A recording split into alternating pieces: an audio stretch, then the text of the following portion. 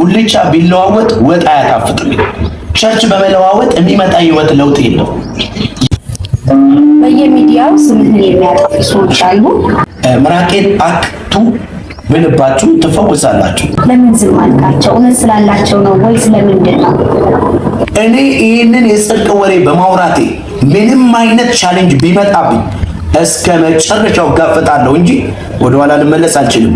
በሚዲያ ላይ እንደኔ አይነት ነብይ የለም፣ እንዲሁም ደግሞ እንደኔ አይነት ነብይ አይነሳም ብለህ ነበረ። የሚያደርጉትን አያውቁምና ይቅር በላቸው። የኔ ትልቅ አሳዳጆቼ የገዛ ወዳጆቼ ናቸው። የጽድቅ አገልግሎት በኩል ዓለም አቀፍ ቤተክርስቲያን ባላደራ ነው። ይህን አደራ እንዴት ልትቀበለው ቻልክ? ትላንትና ስለነሱ የጸለይኩላቸው፣ ያስተማርኳቸው፣ አካሄድ ያሳየኋቸው፣ ከእጄ ያበላኋቸው፣ ያጠጣኋቸው፣ ያለበስኳቸው ጭምር ጠላቶቼ ሆነው ሲያሳድዱኝ አያለሁ። የምታስተምራቸው ትምህርቶች በጣም የሚገርሙ ናቸው። እኔ እንደማውቀው የኤፌሶን መጽሐፍ ትምህርት፣ መንፈሳዊ እድገት፣ ጸጋው ባንተ አለ የመሳሰሉ ትምህርቶች በጣም የሚገርሙ። እኔ ለነሱ ምለው ጌታ እንዳለው ለሚገርፉት፣ ለሚሰድቡት፣ ለሚወጉት፣ ለሚተቹት የሚያደርጉትን አያውቁምና ይቅር በላቸዋል። ወደ አእምሯቸው እንዲመለሱ፣ ወደ ልባቸው እንዲመለሱ ጌታ ይቅር እንዲላቸው ስለነሱ ማለዳለሁ። የኔ ውድ የጽድቅ ቲቪ ቤተሰቦች ዛሬ ወደ እናንተ አስገራሚ የሆነ ፕሮግራም ይዘንላችሁ ቀርበናል። የጽድቅ ቲቪ ወርልድ ዋይድ ዩቲዩብ ቻናላችንን ሰብስክራይብ በማድረግ ተከታተሉን። ነቢይ አገልግሎት እንዴት ነው? አገልግሎት በጣም ጥሩ ነው። አገልግሎት በየትኛውም ዘመን በተግዳሮት ውስጥ፣ በሰልፍ ውስጥ፣ በትልልቅ ከባባድ ሁኔታ ውስጥ እያለፉ አባቶቻችን እግዚአብሔርን ሲያገለግሉ እንደመጡ እኛም ደግሞ በዘመናችን እግዚአብሔር በሰጠን ጊዜ በምንም አይነት ተግዳሮትና ሰልፍ እግዚአብሔርን እያገለገልን በጽድቅና በታማኝነት የእኛን ዘመን አገልግሎት ፈጽመን በክብር ለማለፍ ደግሞ እየታገልን አለን። ጌታ ይባርክ። ጥሩ ነው። አሜን። እሺ መልካም። እንግዲህ አንዳንድ ሰዎች በዚህ ዘመን ነቢይና ሐዋርያ በአዲስ ኪዳን የለም ይላሉ። አንተ ስለዚህ ነገር ምን ትላለህ? በጣም ደስ የሚል ጥያቄ ነው። በዚህ ዘመን ነቢይና ሐዋርያ የለም ብለው የሚያስተምሩ በገሃድ የሚቃወሙ ሰዎችም እንዳሉ ይታወቃል። በሚዲያ በአደባባይ የሚቃወሙ ሰዎች እንዳሉ ይታወቃል። እኔ ግን እንደ እምነቴ ማለት ነው በአዲስ ኪዳን ዘመን ነቢይም አለ ሐዋርያም አለ። ያለበት ምክንያት መጽሐፍ ቅዱስ ሲናገር ምርኮን ማረከ ለቤተ ክርስቲያን ስጦታን ሰጠ ይላል እና ለቤተ ክርስቲያን ስጦታን ሰጠ ይላል። በአዲስ ኪዳን ለቤተ ክርስቲያን ስጦታ ሰጠ። አንዳንዱን ሐዋርያት፣ አንዳንዱን ነቢያት፣ አንዳንዱን ወንጌል ሰባኪ፣ አንዳንዱን አስተማሪ፣ አንዳንዱን መጋቢ አድርጎ ለቤተ ክርስቲያን ይሰጠው። ስለዚህ የሆነውን ፓርት ቆርጠን አውጥተን የለም ለማለት አንችልም። መጽሐፍ ቅዱስ ራሱ ያስቀመጠልን እውነት ስላለ ነቢያቶች አሉ፣ ይኖራሉ፣ ይቀጥላሉ። እሺ መልካም። የኔ ምራቅ የጸለይኩበት ሶፍት ይፈውሳል ብለህ ታምናለህ? እንዲሁም ደግሞ ታስተምራለህ? የሚገርም ጥያቄ ነው። የኔ ምራቅ ይፈውሳል፣ እኔ የጸለይኩበት ሶፍት ይፈውሳል ብዬ አላምንም፣ ደግሞም አላስተምርም። ነገር ግን ዘመኑ ላይ የኔ ምራቅ ይፈውሳል፣ እኔ ሶፍት ለፈውስ ይሆናል ብለው የሚናገሩ ደፋር የሆኑ ሰዎች አሉ። በጊዜው በእኔ ሚዲያ ላይ የተናገርኩት ምራቄን አክቱ ብልባችሁ ትፈወሳላችሁ፣ እኔ ጸለይኩበትን ሶፍት ብትበሉ ትፈወሳላችሁ የሚሉ ሰዎች አሉ። ይሄ መጽሐፍ ቅዱሳዊ ነው ለማለት እንጂ የኔ አስተምሮ በምራቅ ፈውስ አለ፣ በሶፍት ፈውስ አለ፣ የእግዚአብሔር ሰው ባለፈበት መንገድ ሰው ሲንከባለል ይፈወሳል የሚል አስተምሮ የለኝም። የሚፈውሰው የኢየሱስ ክርስቶስ የስሙ ኃይል ብቻ እንደሆነ አምናለሁ፣ አስተምራለሁ። ኦኬ። የብዙ ትውልድ አባት እንደሆንክ እናውቃለን። በሆነ ጊዜ ወዳጆች ስለነበሩ አሁን ላይ ደግሞ ስለተለወጡ ሰዎች ምን ትላለህ? እንግዲህ በዚህ ምድር ላይ ያለው ነገር ይሄንን ይመስላል። ማለት ምን ይመስላል መሰለሽ? በሆነ ዘመን ትውልድ ወደኛ ይመጣል፣ እናስተምረዋለን፣ ደቀ መዝሙር እናደርገዋለን፣ የእግዚአብሔር መንገድ እናሳየዋለን። ከኛ ጋር በብዙ አይነት አቅጣጫ ይመጣና የራሱ ፈቃድ ስላለው በራሱ ፈቃድና ስሜት ይነዳና ከወዳጅነት ወደ ጠላትነት ይቀየራል። ይህ ማለት ምን ማለት ነው? አንዳንድ የሚረሱ ሰዎች አሉ። የተደረገላቸውን ውለታ፣ የተከፈለላቸውን ዋጋ፣ በቤተ ክርስቲያን ውስጥ የተከፈለላቸውን ዋጋ እነኚህ ሰዎች በቤተ ክርስቲያን ውስጥ ሳይሆን በቤተ ክርስቲያን ላይ ማደግ ይጀምራሉ። እንደነዚህ አይነት ሰዎች በጥላቻ ስም በማጥፋት ደግሞ ማለት ነው በመካድ የሚሄዱ ሰዎች በቤተ ክርስቲያን ውስጥ ማደግ የማይፈልጉ ናቸው። በቤተ ክርስቲያን ላይ ያድጋሉ። ህይወታቸው ሁሌ ቀጨጭ፣ መጨመር አይችሉም፣ እየደረቁ የሚሄዱ ናቸው። እና ብዙ ወዳጆች ነበሩ። ያው እንደሚታወቀው ነጌሊያድ ሲለ የመጀመሪያ የባለ ራእዮች ቸርች የጽድቅ አገልግሎት ቤተ ክርስቲያን ከነበሩ ከነ ቃልዮት ከነ አማኑኤል ከነ ህይወት ብርሃን በኋላ ባለ ራእይ የሚባል ቸርች የጽድቅ አገልግሎት ቤተ ክርስቲያን ወይንም በእኛ የተመሰረተችው ቤተ ክርስቲያን ናት ማለት ነው። እና በዚች ቤተ ክርስቲያን ውስጥ ብዙዎች ከጫት ቤት፣ ከጠንቋይ ቤት፣ ከተለያየ ቤተ እምነት፣ ከጎዳና ያልተነሳ የለም። በዚህ ራእይ ውስጥ ቆስሎ የቀረ ተስፋው ጨልሞ የቀረ መጥቶ የታከመበት ነው። ከታከሙ በኋላ ከተፈወሱ በኋላ ከተለወጡ በኋላ የሆነ የትናንትናው ታሪካቸው ከተቀየረ በኋላ አንዳንዱ ከህመም ከውሻ በሽታ የተፈወሱ ሰዎች አሉ። እያነከሱ መጥተው ተፈውሰው የሄዱ ሰዎች አሉ። ከኤችአይቪ የተፈወሱ ሰዎች አሉ። በጣም የድህነት ውድቀት ውስጥ የነበሩ ሰዎች ነበር ሲባረኩ፣ ታሪካቸው ሲቀየር፣ ኑሯቸው ሲቀየር፣ ህይወታቸው እያማረ ሲመጣ፣ ትዳር ሲመሰርቱ፣ አገልግሎታቸው ሲገለጥ ከወዳጅነታቸው ይልቅ ጠላትነታቸው የበረታ ሰዎች አሉ። ይሄ ምንድን ነው ካልሽ በመጽሐፍ ቅዱስ አካሄድ መርሳት ራሱን ችሎ ኃጢአት ነው። እና ስለነኚህ ሰዎች ማለት የምፈልገው ጌታ እንደዚህ አይደል ያለው? የሚያደርጉትን አያውቁምና ይቅር በላቸው። የኔ ትልቅ አሳዳጆቼ የገዛ ወዳጆቼ ናቸው።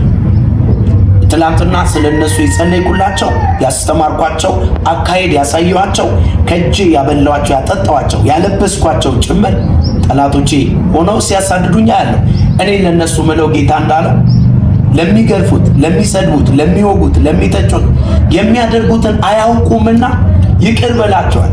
ወደ አእምሯቸው እንዲመለሱ፣ ወደ ልባቸው እንዲመለሱ ጌታ ይቅር እንዲላቸው ስለነሱ ማለዳለሁ። የኔ ነገር ግን መቀጠሉ አይቀርም። በቅርብ ጊዜ ከቃልዮት፣ ከሙሉ ወንጌል፣ ከህይወት ብርሃን እንዲሁም ደግሞ ከአማኑኤል ቤተክርስቲያን ወጣችሁ ወደ ነቢያት ቸርች የቀየራችሁ ሰዎች ወደ ቀድሞ ቤተክርስቲያናችሁ ተመለሱ ብለህ ስትል ነበረ። ምን ለማለት ፈልገህ ነው?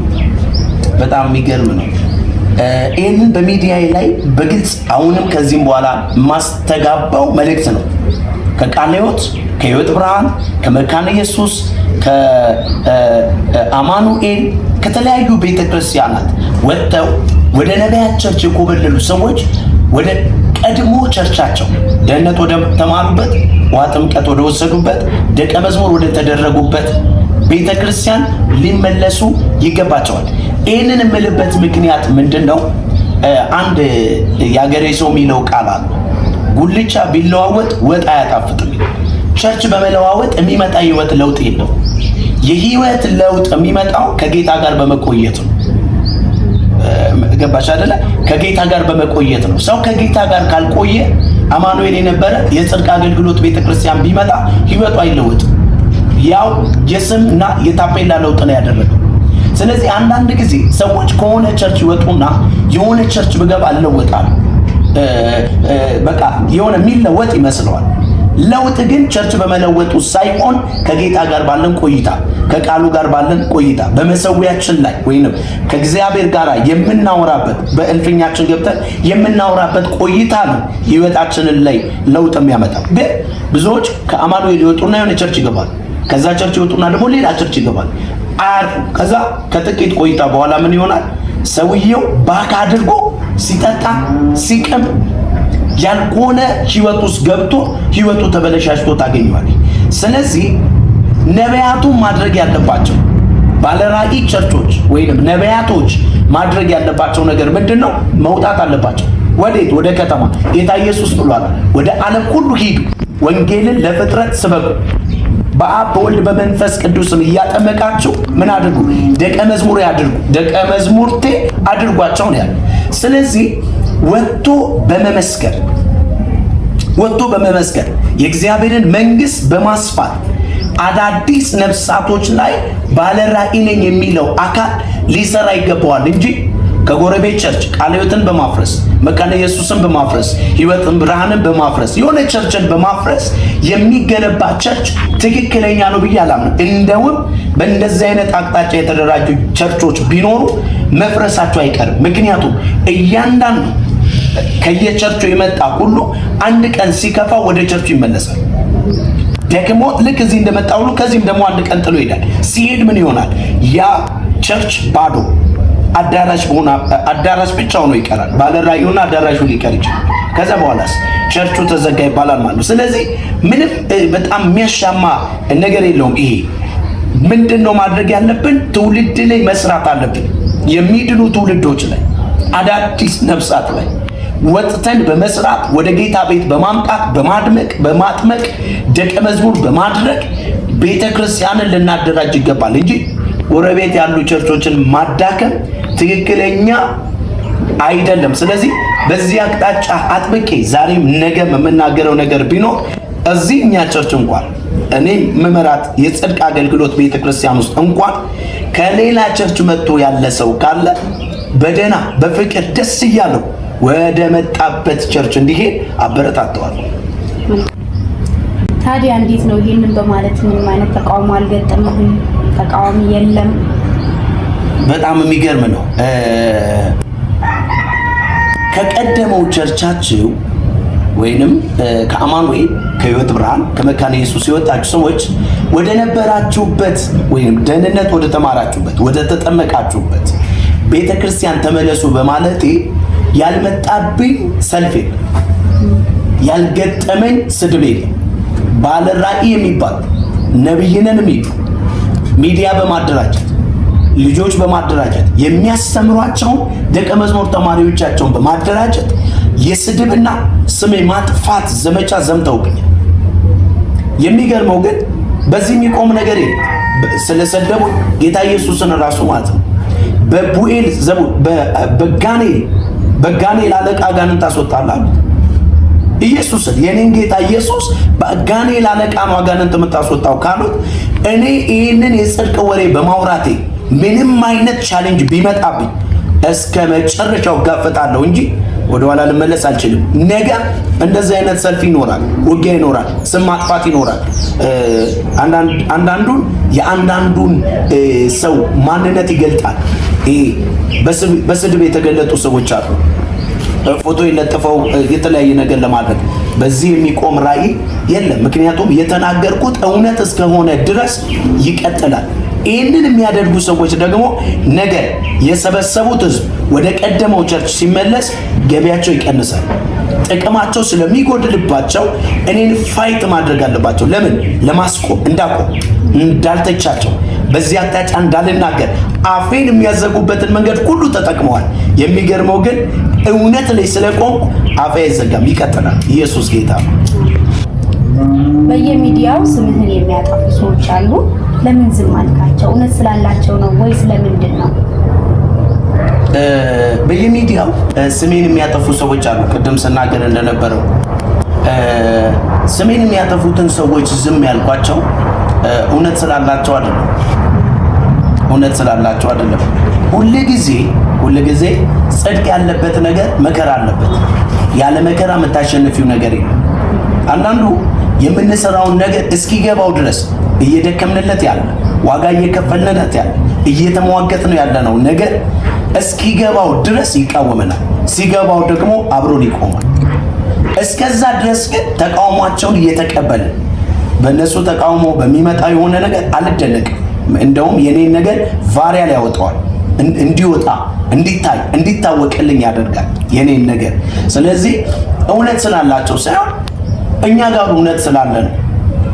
ግን በአካሄዳቸው እንሂድ ብንል ሊያስጠይቃቸው የሚችል ነገር አድርገዋል። ማንም በአንድ ግለሰብ ፎቶ የፈለገውን ነገር ማድረግ አይችልም። ስም ጠርቶ የፈለገውን ነገር መናገር አይችልም። የማይችልበት ምክንያት ምንድነው? ህገ መንግስት ስላለ። ዝም የምንለው ግን ያንን አካሄድ መሄድ ስለማንችል አቅሙ ስለሌለ አይደለም። እውነተኛ ጋር አለ። እውነትን ደግሞ ለመግለጥ የሚመጣውን ቻሌንጅ ሁሉ መቀበል ስላለብን አምነን ገብተንበታል፣ እንቀበላለን። እግዚአብሔርም ያስችለናል። ድል ግን ከኛ ጋር።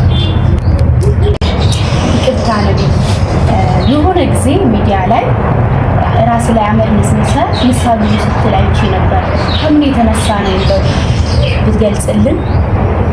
በጣም አሪፍ። አንድ ጊዜ በዛን ሰዓት ማለት ነው ቲክቶክ ፕላትፎርም ላይ ቪዲዮ አይ ነበር እና ቪዲዮ እያየው አንድ ልጅ በጥይት ሲገደል አየው እና እናትና አባቱ ፊት ለፊት ነው፣ በጥይት ይገደላል። ቦታው የት እንደሆነ ብቻ ባላቅም ዝም ብዬ ሳስብ ወደ ወለጋ አካባቢ ይመስለኛል። በጥይት ሲገደል ልጁ ወደ ሰውነቱ የገባው ጥይት እያቃጠለው ሲንከባለል አየው። ልክ በቃ እኔ በጥይት የተመታው ነው ይመስለኝ። በጣም በቃ ሰላም አጣው። በቃ መሆኑን በቃ መበላው ሁሉ አስጠላኝ። እመሆነው ቀኑን ሙሉ ተረብሼ ነው ያልኩት የዛን ቀን ማለት ነው። ከዛ ምንድነው ያደረኩት? አመድ አዘጋጅቼ ታጥቤ ሱፍ ለብሼ ወጥቼ ነበር እና ስመለስ በቃ ያንን አመድ ላይ እየነሰነስኩኝ የኛ በደል ነው፣ የኛ ኃጢአት ነው፣ በቃ የኛ ኃጢአት በእርግጥም ነው። ለትውልዱ ጉበኛ ልንሆን ሲገባል፣ ስለ ምድር ልንጸልይ ሲገባል። ቤተክርስቲያን ትልቅ ኃላፊነት አላት። ስለ ሀገር፣ ስለ ፖለቲካው፣ ስለ ምድር በጣም ትልቅ ኃላፊነት አላት። ምድር ላይ ስለሚሆነው ነገር ሁሉ ቤተክርስቲያን ልትጸልይ ይገባል።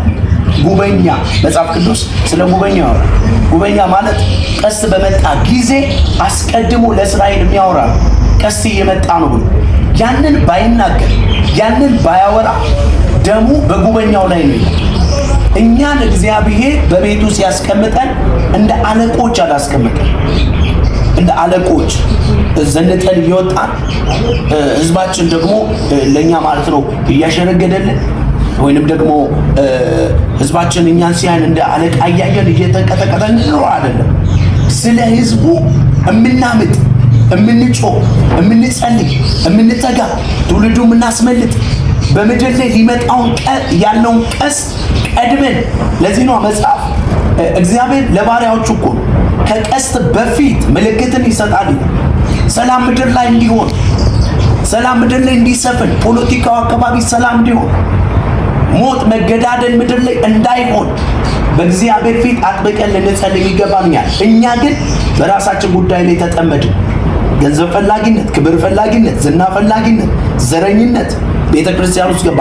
በዚህ ተወጥረን ተይዘን ምድር ትታመሳለች።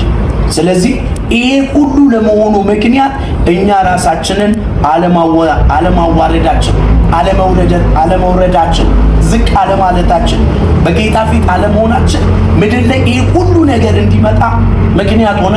ምናልባት የኛ ለመጸለይ አይደለም ብለው ሊሉ የሚችሉ ሰዎች ሊኖሩ ይችላል። እውነታው ግን እኛ በእግዚአብሔር ፊት አለመሆናችን ነው ይህንን ሁሉ ነውጥ ምድር ላይ ያመጣው። በጌታ ፊት ብንሆን ትውልዳችን አይበላም፣ ትውልድ አይጨነግፍም። ሞትና ጭንገፋን እግዚአብሔር ከምድራችን ይሰብራል። ዛሬ በንስሐ ራስን በማዋረድ ዝቅ በማለት ልንመለስ ይገባል። ባይዘወይ በብሉይ ኪዳን ዘመን አባቶች ማቅ ለብሰው አመድ ነስንሰው ይጸልዩ ነበር፣ ንስሐ ይገቡ ነበር። ለምሳሌ ዮናስ ወደ ነነዌ ሰው ተላከ አይደል? እግዚአብሔር ወደ ነነዌ ሄድና ነነዌ በ3 ቀን ምን ትላለች? ትገለበጣለች ብለህ አውጅ አለ።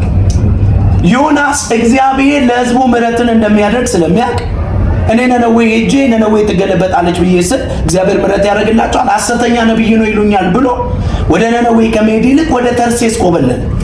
እግዚአብሔር ቀደመውና በባህር እንዲጣል አድርጎ በአሳ ውስጥ 3 ቀን እንዲያድር አድርጎ እዛው ንስሐ ሲገባ ቆየ። ሄዶ ነነዌ ትገለበጣለች አለ።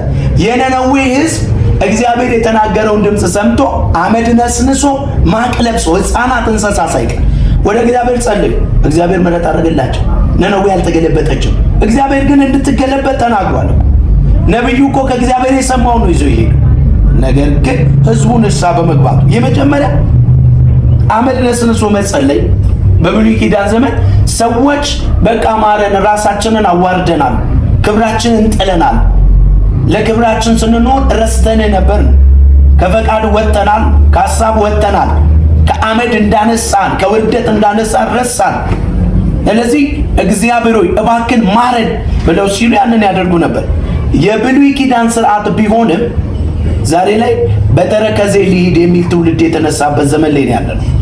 ከመውለድ ይልቅ በቃ አፈር አይንካኝ ዝቅ ብሎ ከመስራት ይልቅ በቃ ዘመናዊነትና መዘነጥ ልማዱ የሆነ ትውልድ ያለበት ዘመን። ስለዚህ ያንን አመድ ራሴ ላይ መነስነሴ ለሌላው ትውልድ የሚሆነው ትምህርት እንዋረድ፣ ከኃይለኛው ከእግዚአብሔር እጅ በታች ራሳችሁን አዋርዱ። ለምን? እርሱ በጊዜው ከፍ ያደርጋቸዋል፣ እሱ ስለእናንተ ያስባል። እንዋረድ የሚል ጥሪ ነው ያለው። እንዋረድ፣ በእግዚአብሔር ፊት ራሳችንን እናዋርድ የሚል ጥሪ ነው ያለው። በዚህ አቅጣጫ ብዙ ሰዎች ሊረዱ ላይረዱም ይችላል። ዳይሬክት ግን ሰዎች የወሰዱት ምንድነው? ከመንጻት ስርዓት ጋር አያይዘውታል። የመንጻት ስርዓትን አይደለም ላስተምር የፈለኩት። በብሉይ ኪዳን ዘመን ሰው ለመንጻት ሲፈልግ አመድ ራሱ ላይ ነስንሶ ምናምን 7 ቀን ከከተማ ወጥቶ ምናምን ይቀመጣል። ያንን አይደለም ልል የፈለኩት። ራሳችንን እናዋርድ። መንጻትማ አንዴ በክርስቶስ ኢየሱስ ደም ነጽተናል። መጽሐፍም እንደሚናገር የልጁ የኢየሱስ ክርስቶስ ደም ከኃጢአት ሁሉ ምን ይላል? ያነጻል። አለቀ። ከዛ ውጪ በኔ ድካም በኔ ልፋት የሚመጣ ሌላ አዲስ ነገር የለም። በአምላኬ ፊት ግን ስለ ትውልድ ጉበኛው ልቆም ይገባኛል። ይሄ ነው። ቤተሰቦች የጽድቅ ቲቪ ወርልድ ዋይድ ዩቲዩብ ቻናላችንን ሰብስክራይብ በማድረግ ተከታተሉ። በፕሮግራማችን እየተባረካችሁ እንዳለ ተስፋ እናደርጋለን። አብራችሁን ሁኑ።